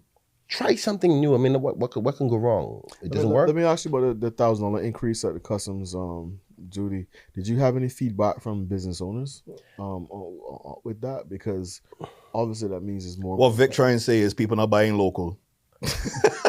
Well, it's a serious thing to think about, but I think you're asking the opposition member. If we asked the business people, we didn't. No, I mean I meant back in your time when you guys ran it last time. Yeah, but we didn't increase a lot of fees because at that time, so it was like a relief for the consumer.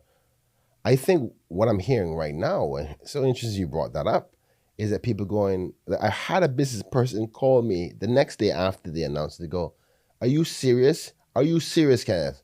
I said, "What?" I said, "So you're gonna charge me more money for my labor? You're gonna charge me more money for the fees for my workers, and in order for me to sell my services, but then you're gonna give the people, my customers, An incentive. an incentive to go away and shop? Are you serious?" And they literally started to get mad at me. I was like, I'm not the government. I didn't do it. Yeah. So it's about the timing again, not what you do, but how you do it and when you do it. So all of these things matter. They haven't said why they're doing it, but I know that the end user is happy about it. But if you affect the business community in a negative way and they can't operate, job losses could potentially happen, lack of economic movement. If people don't have enough money to spend, the economy slows down. A lot of these factors, that's why economic modeling is so important, because anybody can pick up any little thing to support their argument. You want professionals who will know what they're doing and have good projections, even though I would second guess some of these projections now, because based on the last projection sets that they gave out for the pre-election report of $27 million deficit, but now they're projecting a $10 million deficit, and all indications are it's actually going to be higher than that by the end of the year. So the projection, even the way they project, the outcomes are questionable. But in this case, I haven't even seen much studies being done. And ideally, we should follow the UK model and have independent assessments done of our revenue streams to make sure they're not inflationary and have a negative impact. Yeah. We don't do that here. Speaking of projections, I guess the current Minister of Tourism announced the projections for cruise tourism over the next couple of years. What are your thoughts around those numbers? Well, I mean, if his numbers are right, they're a little bit higher than what I said before we ended or left the government. My last update to Parliament is that next year there's going to be a bit of a spike, and it's going to come back down. And his numbers practically said the same thing, which and I highlighted. I said, I noticed you only used 26 and 27, but you didn't use 28, because if you actually go on the Port Authority's website right now, 28 numbers are down, which is what I said was going to happen. And those are typically based off of bookings? Bookings. Okay. So it's hard, and I did give way to him to say that, it's kind of hard to say what 28 is going to be because it's so far out from booking. Yeah. But another factor that has happened, and sadly on the backs of other people, is the storm has impacted shifting projections. So we're going to be the beneficiaries, unfortunately. Because ships are just going to naturally skip and come to us. Yeah. So we're going to get a little bit more numbers. We're literally the next destination after Jamaica, right? Correct. Yeah. So we're definitely gonna. So we're probably going to get more from that. But I don't even want to open up that whole cruise thing again. The people have. Well, no, I'm just asking what your thoughts were on the number. Well, I'm not talking about the. I'm not trying to get into the port. Port itself. I'm just asking about the numbers. Yeah, if the numbers increase, then that's good. You know what I mean? I'll be happy to be wrong. I still think that over time, that we're gonna not see good things because of the industry's model is changing. Where were air arrivals? I can't remember what the numbers were for that. Were they down slightly? Based on I don't want to say because I can't remember. Yeah, I can't remember. I want to say I read that they were down slightly, but I can't remember. I want to say the same thing, but I don't want to speak out of turn, and they accuse me of misleading the public. But what I do know is things in the United States, which is 80% of our market, is things are not looking good. That's where I was trying to get at, right? Was that the people that are our main share, they're having a crisis right now themselves, and there's actually a report now that they're possibly facing another housing crisis because the average house of 53% of homes have lost value over the past 18 months. Something that's been nuts. It is worrying. And that's why you always heard me talk about diversifying our audience, our pool that we go to. That's why it was the whole extension of the runway, because 80% is on the American market. That's why I went. Gotta go to Europe, yeah. That's why I even went west to Panama to go down to the South American market, try to get longer flights out. Because if the United States for some reason goes to war or whatever, we can't have 80% of our market affected significantly. And unfortunately, they're not even at war. They're people's disposable income, or they're making priorities on savings, and because things, when people get anxious, they hold back on spending. Of course. And that's what the projections are basically So, saying now. so question now, how does it work? Because you brought up the extension of runway in the European market. So when you extend the runway, are the conversations already had with the European flight carriers and such like that to negotiate, okay, well, what are the numbers you guys can bring in? Yes. We're happy to build if you promise us. Yes. So we do have People who are ready to come if we extend the runway. Virgin wanted to come from over a decade ago. and where were they going to be flying out of? Out of Germany, they're out of what's Gatwick. There's I can't remember the other major city up north of England. But the options open up, and it's not only Virgin, there's other European airlines, even Emirates could fly.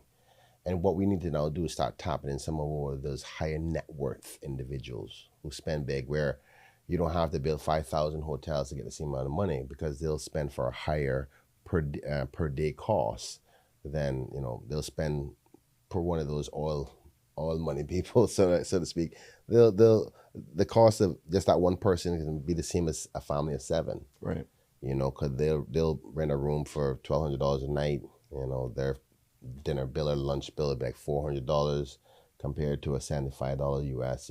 So you get more value for money per person if you go to the higher net worth people. And there's a lot of people in the Asian markets that we were trying to tap into. That's why we went to Los Angeles to try to get that Asian market, because Asia is closer to Los Angeles than, so it's just one hop over. That was the strategy there. There's a lot of money and travelers in the South American markets. Unfortunately, due to our immigration statuses for many of those countries, because of past historical drug relations, they need visas. And if they need a visa, like, why am I coming to Cayman? I might as well go to the States. But if we were to say they were immigration free, then you still worry about those persons who are potentially still involved in that market. 'Cause that's why Colombia, Venezuela, a couple of these other places that were known for drugs are obligated to have visas to come to Cayman. So I investigated that option before, but from a national security perspective, that's not a choice I have to make. That's for the governor, from a security of the islands, and it wasn't something they were willing to entertain. Though Colombia is starting to change, they're a lot of that money is now into legitimate business in the South American markets. It's like they're moving away from that negative money and reinvested into the cities. And so there's new generations of people who are from legitimate money, who want to travel, wants the life, but visa restrictions stop them. And if they want to travel to places that need a visa, and they have because we actually currently have this thing that if you have a U.S. visa, we'll allow you to come without a visa, because you've gone through a security protocol already. But at that point, they'd be like, You've already been vetted. you already been vetted. Perfect way to say it. Yeah. But what we find is that people are going like, okay, I'm not going to travel to the United States, then travel to Cayman when you're coming all the way from the South. And because we don't have the same vetting electronic systems as the United States, we can't say fly directly to Cayman, because their security systems is only for the United States. So they have the readers for their visa cards. So the visa stamp there. We don't have the U.S. equipment. Question: I don't think they do it no more, but there was a period of time in Bermuda where they actually had a U.S. border control desk where you would literally check into immigration in Bermuda, and then you could pretty much fly domestic into the States. Yes, still there. what are the chances of us having that kind of privilege? It's in Bahamas. I investigated that I already. did in Bahamas, yeah. Bahamas, it's very expensive, bro. Yeah. Oh, Very expensive. Because obviously I was the minister for CIAA, and we considered that as a part of the redevelopment. But the cost is not only because technically speaking, that area is U.S. property, you know. Like a U.S. citizen can go to that area, and from international relations, you can't touch them because they're in control of that area, that space. So the way the building has to be built has to be to their code, like bomb reinforcements and all kinds of different things. But not only that, the cost to have that, you have to pay for all of their staff, their housing, their families, kids going to school. that's all the that. cost that we have. That cost the burden on this country upon which it's in, plus the infrastructure, and then you have to pay them a fee on top of that every year. So you ask yourself the question: is it cost benefit analysis? But that's what I'm gonna ask though. Is it that cost beneficial to Bahamas and Bermuda? Well, no, but they've had it in place for so long ago.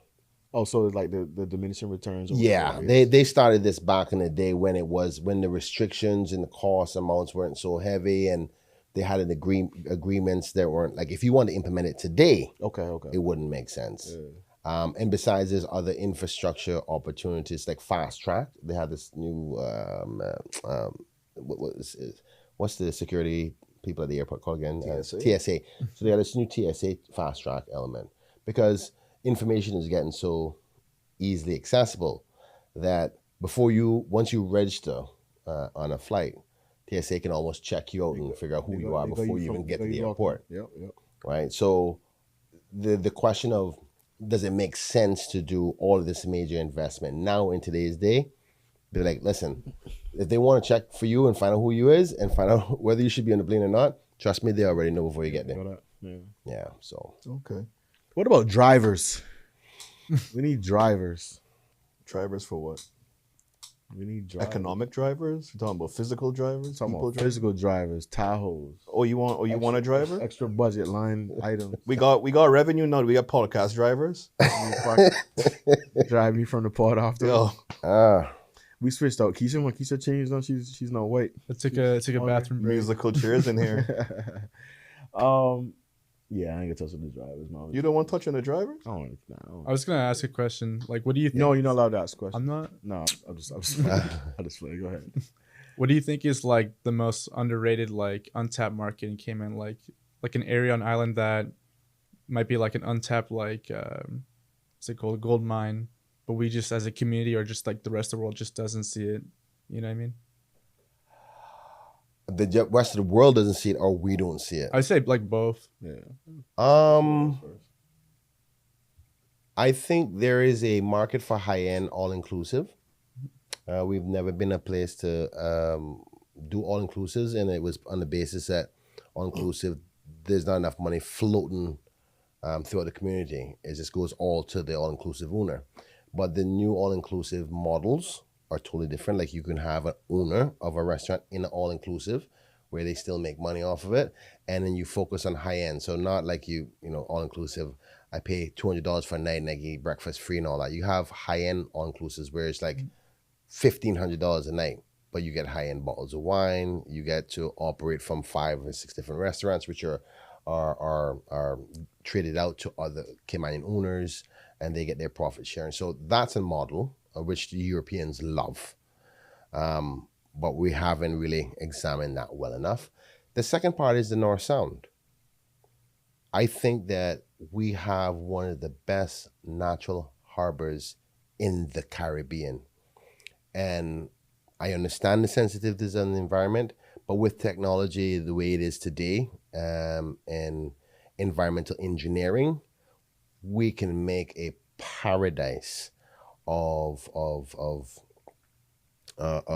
business on water for Caymanian young entrepreneurs if we were just willing to look past the environmental blockade that we have out now, which is, of course, globally, protect the environment, protect the environment. And I agree with that. But engineering and science is so sophisticated today that if we just allow ourselves to think outside the box, we can actually improve the environment and take advantage of that amazing harbor that we have. We're supposed to have the best yachting environment in the world in the Cayman Islands because of our seafarer heritage and the fact that we're one of the high-end jurisdictions in the world. I hate when I go to Bahamas and I see those multi-million-dollar boats there. I'm jealous, and they should be in Cayman. I see Oh, them you in mean like they don't have a harbor to dock up in? Exactly. I see them in Monaco, or when I go to south of France. Yeah. Yeah, like why they not in Cayman? I mean, we got everything that they want. That lifestyle, that high-end. You know. They're registered now, but they don't. Didn't you have some docking in place at well, not you directly, but when the airport plans were announced, there was some docking out there for like the private people. The general aviation area is what you're talking about, is for the private jets to come in. And there was going to be a component of that general aviation after you come out and you check out through customs and all that. If you want to get into a car, you can get into a car to go where you're going, or you can get onto a boat. That's that high-end exclusivity. But you pay for that, and we make money off of it. And I don't know where the government is taking it. I think I understand that they're still moving forward with the airport extension, according to the and the extension is going into the Sound, right? Yeah. So they're okay. That's what I heard, at least. All right. I'm almost certain that the minister said so. Or at least I read an article that the government still intends to do that. But it's for them to decide now. You know, the model is there, the studies are there. What was the engineering around moving the runway into the Sound? Well, for one, the engineering, as in how we're going to do it. How you're going to do it, and then I guess the rationale behind going there versus going back, and then at the end, I guess you can talk about the people that would say. That have concerns about the environment in the North Sound? Well, like I said before, I think that we have enough advancements in environmental engineering. There will be minuscule of environmental impacts in that area. I think the biggest impact will actually be to maybe the surrounding neighbors by way of bigger planes, a little bit more noise, but the bigger planes wouldn't come as often. And eventually, just quite like the BA flights lands now, most people kind of go. Just going to be background noise. It's going to be background noise over time. So I think that though there's initial pushback, I think over time people go. When they booking vacation to Paris direct, they'd be all right. I remember hearing. I want a direct flight to Paris. I want a direct flight over to Europe. Like, just make it happen. I mean, and if you think about it, going to finish answer your question, because I want to make sure I answer that. But think about all the BA headaches you're hearing.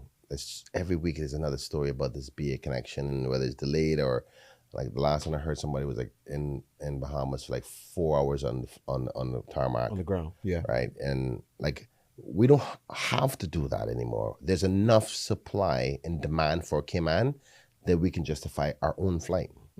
To be honest with you, most of the BA flight right now, most of the money they make it off the what you call the front end of the plane. So you may have regular class, business class, and first class. Most people are taking the first and business class seats that come to Cayman. And though it's a smaller amount of people, that's where your profits are. That's where they make the profits. So they need Cayman's leg. But technically speaking, we wouldn't need their leg if we were to sever direction. Now, we wouldn't be able to have the frequency. But I think that Cayman would be happy to have 2 flights direct to to London every week. If it was only 2 flights a week, or potentially 3. Those would be in high demand. And those would people would want that. Yeah, exactly. Yeah. So right now I think we have 5. I want to say 5 flights to London on BA per week. Now that frequency. If you were to bring it down to direct and say, okay, we're going to eliminate the ones who are traveling for Bahamas purposes, but just for Cayman purposes, maybe we can justify 2 to 3 flights per week, but it's a direct flight. And some people would appreciate that. I think it would be less stress, less headaches, and the airport extension could allow more opportunities, but you miss out on the opportunity to Bahamas. A lot of people go to Bahamas to go have fun, go to the casinos and stuff like that too. So I don't want to not think about that, but I tried to organize with BA when we were shut down because we had to have an agreement with BA, a revenue guarantee in order for them to continue flying during COVID. And I said, can we consider at least once a week a direct flight? But they were in the position of leverage. Like, nah, we don't want to do that. We don't have to do that. Y'all need us. Yeah. But to answer your question about the engineering, the scope of the type of environment at the end of it, there's not a lot of high risk environmental impacts. There's a lot of it is the bottom of it is already murky from previous operations. Remember that a lot of that area was dredged before. Obviously, some wildlife has grown back there. So by all means, I'm not saying there's no environmental impact. But if you were to compare that to, say, the waterfront or somewhere else, it's minuscule in comparison to what I believe would be the benefit long term. The other part I want to leave you with this last bit about the runway. You remember the scare that we had late last year where Cayman Islands was about to fly and land, and they couldn't get the flaps down. Yeah. And there was a big worry. They were going to run off the runway. They were going to run off the runway. They never had enough room. An extended runway will give us more safety from that perspective, that if something goes wrong with the plane and they don't have enough brakes, that the natural just flow of turning off your engines, you can land safely with a malfunction. And let me tell you something, that alone in my mind justifies it. Because we've had this experience before where the Cayman Airways flight went into the water. So another thing to think about. Yeah, I want to find out more about that, because I remember when the studies were going around, it was like, why go into the sound? And it was basically because it was more cost effective at the time. And I think it was something to do with the flight plan, flight path? Yes. Because of the way the buildings are set up too. So what I'm saying is it's a lot that goes into it. No one just says, hey, I want to wreck the environment. Because let's just go into the sound. The further back you go, the lower the plane has to come sooner. Yeah. So it's a couple of things, man. That's That's a good point to highlight. I think you were helping the argument there that, if we went back, that actually we can't, because some planes are at a certain height now. And it's planned for that not to go back any further. And technically speaking, from a traffic perspective, can you imagine if you were to cut off that connection piece there? Oh my God, the traffic would be worse. So all if we're going to do this, all signs are we do it to the north south. Yeah. They're going to kill us. They're going to anxiety last week. They were talking about the environment. Chris, your DM. We're on a roll. Your DM's going to be full. Henri, thank you for joining us too, man. I mean, you didn't really get much time. We've been running a little hot today, but we're gonna catch up. Anything before we get out of here? I know Kenneth has to get back to work. What's been on the top of your agenda? I guess before we leave, just what's on the top of your agenda for the rest of the year, or even next year, as the deputy leader? Well, there's two parts. There's a party component, which is to support my leader and my party's growth and development to be a better option moving forward for the country. I think we got a lot of work to do to strengthen our party. But you know me, my energy, I'm going to bring it, and we're gonna be there. So I just ask the public to watch this space. But for me personally, I am happy about this year. Has been emotionally a bit difficult for me. It's the first time losing. I won my seat, and I love my people for being there for me, make me win. But I felt as I was a bit depressed for about 2-3 months, and I had to get past that, get on with things. And now I just want the government to have a secured budget. They have their policy direction. I don't agree with some of it. I definitely have some concerns about the fees and the borrowings. I'll state my position on behalf of the people. In the new year, my goal is focusing on jobs and trying to reduce the cost of living. Now, reducing the cost of living is going to seriously take some outside thinking. I have some people in other jurisdictions in the Caribbean that I'm going to go sit down with and meet with. And I'm going to come back and propose those to the government. And we might accept them, they mightn't. But I know my people would appreciate at the very least if I try, because cost of living is probably the most important thing to Caymanians right now, because it is hard to live here. It is rough. When people can't even take $100 and feed themselves for 2-3 days, it's crazy.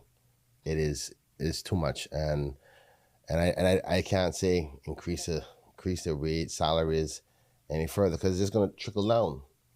Right? So we brought up the minimum wage, and you know there's a second tranche to that. They're expected in 2 years. That's going to be another burden. We need to find other ways of bringing down the cost of living, which is rent is the number one, housing, food, and utilities. So my key focus for 3 years is how do I help the government and my country as a whole with options that sound logical, that could potentially be delivered, that will actually hit the pockets of the people by leaving more money in their pockets. I forgot to ask this earlier. This is a little bit of a T question. You don't have to answer. Sure. But did you have a conversation with MP Seymour before he resigned from the Progressives? No. Was that a surprise to you? Yes, very much so. Very much so. You know, but he gave his reasons for leaving, and you know, I still support him. He's still my friend, and we still talk like normal. Nothing different. He's just not a part of the party.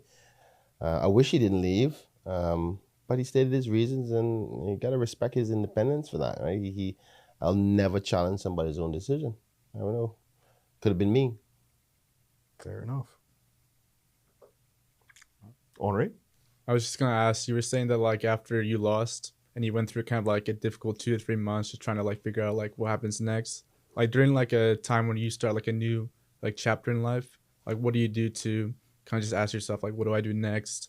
How do I go over? How do like I get over like something that was my routine for so long, and just try to find like my new purpose in life, I guess. I'm not sure if I can answer that because I haven't quite figured it out yet. Because added to that is also that I've changed how I represent. I'm now a part of a party. Before, when I was independent, me and my team, we just did what we had to do. Now I respect the process. I respect my team. We have to consult, and I have to trust the leader, his path, and respect where he's taking us. And sometimes that may make things a little bit slower than just me independently getting up today and say, hey, committee, this is what we're doing. Bam, bam, bam, bam. So even managing that at the same time as getting on with the fact that a lot of people still call me minister, deputy premier, or think that I have the power that I used to have to get things done, and managing the public's expectations of myself, you know, my even my salary position, those kinds of things. It was an ongoing process. But this is just another step in my journey. First, I was in opposition. Then I got into government, felt all the good stuff of being in government. Now being in opposition again after being in government. So it's a different environment, right? So, but what I am excited about is to win back the government now with the knowledge I know today, because there's going to be so much different approaches. I have to go through this process to be a good leader. You guys running 19? No questions. You gonna be winning 19? Guy. My boy Ken is on a character building mission. I wish you all the best. Thanks, man. Thank you for pulling up on us. Yeah, man, it's a pleasure to be here. Just pray for me. That's all I ask. Always, man. And we gotta get Chris in red in a couple of years. With that being said, you've been watching and listening to the Link Up podcast. Thank you. You know what it is. I'm not gonna do a big spiel.